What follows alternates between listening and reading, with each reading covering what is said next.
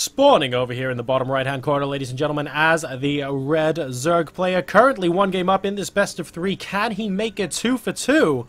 We'll find out in just a moment there, as whoopsie-daisy, something just went splat over there. We have, ladies and gentlemen, Moon. Oh no. Moon with a decent number of resources pooled up. Moon on 6 harvesters. Moon.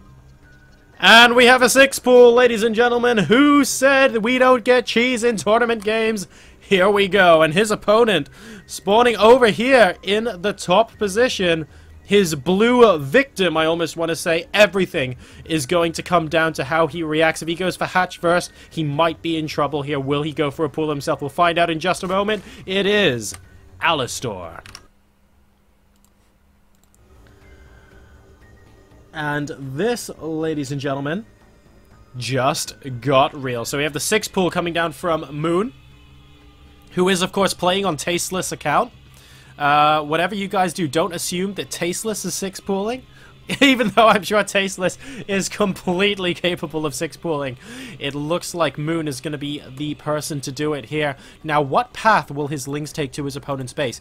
Is he going to move them around to the right-hand side here? Because then he might be able to dodge the Overlord. And if he dodges the Overlord, that just buys him a couple more seconds extra time. And dear, oh dear, AlaStOr going for the hatch first.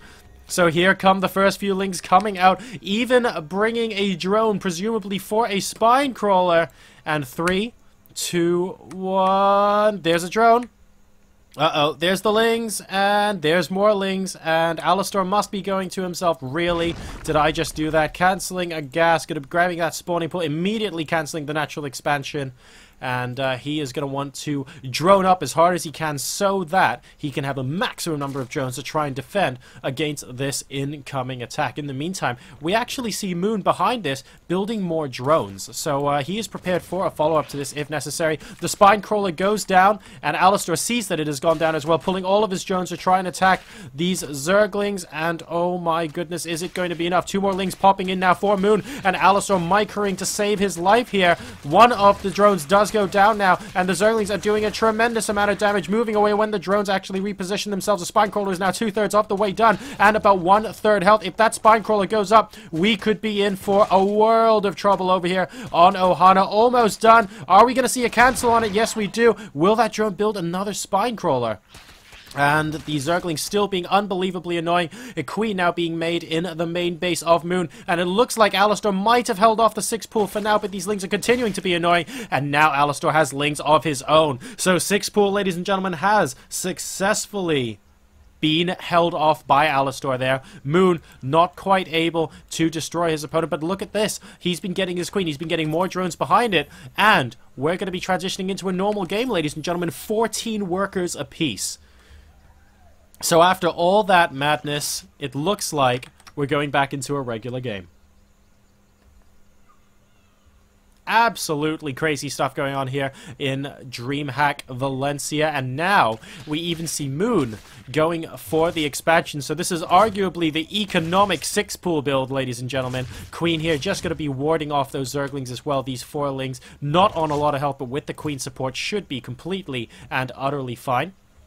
And it looks like an Overlord actually just got taken out, probably in the main base from Moon, because he's currently a little bit supply blocked, as AlaStOr now getting another round of drones in and also grabbing a natural expansion of his own, just a little bit behind there.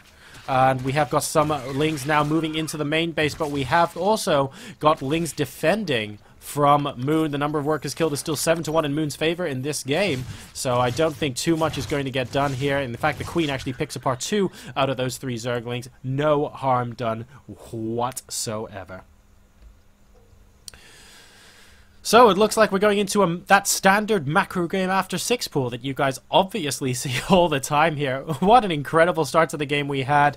Moon trying to see if he can defeat his opponent immediately with the cheese, but AlaStOr doing a very, very good job of holding off that 6 pool with his drones. Did lose a few, but don't forget he had a stronger economy, and now both sides are going to be going to 2 base.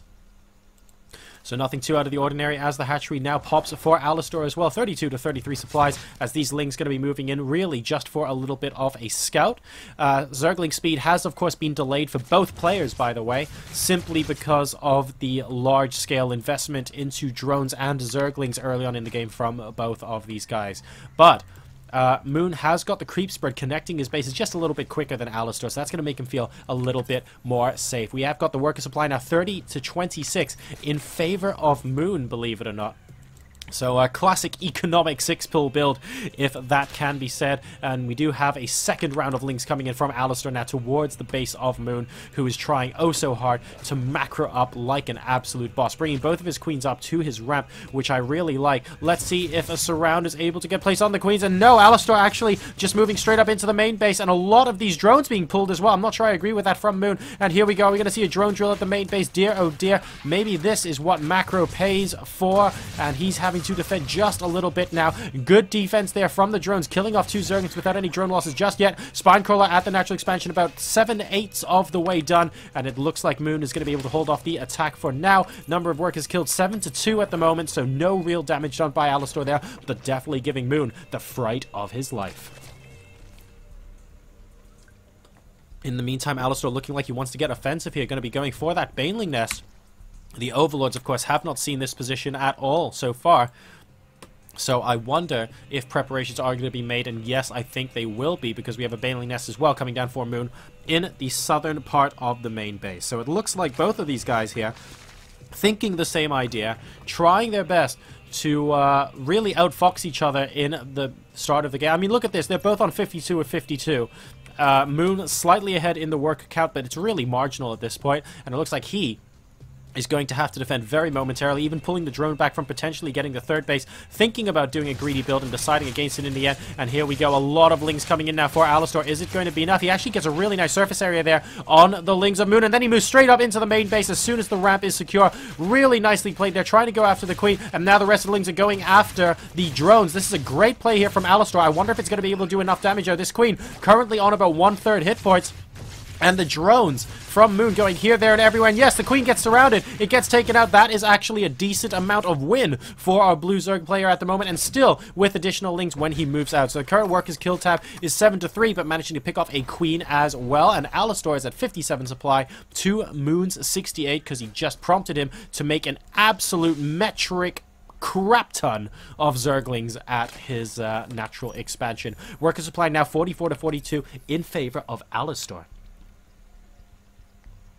So this really has been a back and forth game. We can see AlaStOr has taken his third base behind this, and now it's going to be Moon's turn to be a little bit aggressive. We have got some Banelings moving out here. However, the Overlords do actually see everything, and oh, that was so close to being an absolutely huge engagement. And a lot of Banelings coming out now in defense for AlaStOr, and whoa, that's a lot of clumpage on these Banelings. Will they be able to get into the mineral line enough? No, the Spinecrawler actually just about saves him. Oh my goodness, what a hero Spinecrawler. Very, very nicely done there. 4 Baneling kills on that Spinecrawler, and it looks like the third base has been cancelled, but AlaStOr defended that like an absolute boss with that Spinecrawler there, as Moon gets the cancel on the third base, but otherwise not much else, as AlaStOr, for the first time I think in this game, takes a small supply lead, 72 to 69, and we now also see a Spire, interestingly, coming out from Moon. So we're going to be seeing some Mutalisk play. And if AlaStOr doesn't respond to this appropriately very, very quickly, he could find himself in a horrible situation where he's unable to defend against Mutas. Let's see if that ends up happening. This is going to be very, very close indeed. So, Lings now at the watchtower, amusingly not taking it. There we go. AlaStOr had control of that until just a moment ago. Going to be taking out as many of the scouts as possible near the third base location. It looks like Moon will be the one to try and retake his third base first. Now we could see, as you have a little bit of a Zergling on Zergling engagement out in the middle of the map, that I think AlaStOr is going to win, but only marginally. Yep, there we go. We could see the third be denied here. But here we go. It looks like Moon has shown the Mutalist, not waiting until he gets 9 or 10 or something like that. He's just going to be coming out with 4 or 5 to repel the attack from AlaStOr. And this is great for Moon, because he's able to establish map control at a very crucial point in the game. He is taking his third base at the moment. He does not want AlaStOr running in with a whole bunch of links to try and destroy that third base. He wants to get it up, he wants to get it mining, and he wants to get an economic lead. So, use the mutas to attack stuff that can't shoot up. Seems to be a fairly logical plan at this point. We have got Spore Crawlers going up. We already have one in the mineral line, a second one on the right-hand side of the base, just doing as much damage as he possibly can. We also have Spore Crawlers up in the main as well, along with a couple of queens. So these numbers of mutas are not going to be able to do too much in this time of the game, but if he continues getting more and more, he should be able to do a decent amount of harassment damage later on. And anyway, their mission has already been accomplished because the third base from Moon is now up. So we should be seeing an extra queen there, some drones possibly being transferred over in just a moment there. They go out of the main base, and he will be mining a lot more than AlaStOr in just a moment, who is actually taking down his destructible rocks and wants to put down his third again as well. But it's going to be significantly behind that of Moon. He does have infestors though, and that's quite important. It's not something you want to discount. I mean, we only just have pathogen glands starting at the infestation pit here for Moon, so he will have the infestor count advantage, does AlaStOr, but he needs to make sure he uses that energy oh so wisely, because that is the only thing stopping him from being at a disadvantage right now, because otherwise he would not be able to take his third base without those infestors, because he just wouldn't be able to counter the mutalisks in the middle of the map. And here we go, Moon going to be moving out with the mutas once again, just wanting to make sure that no units get out that can possibly scout, and even sending a changeling into the natural expansion of AlaStOr there. I really like that decision.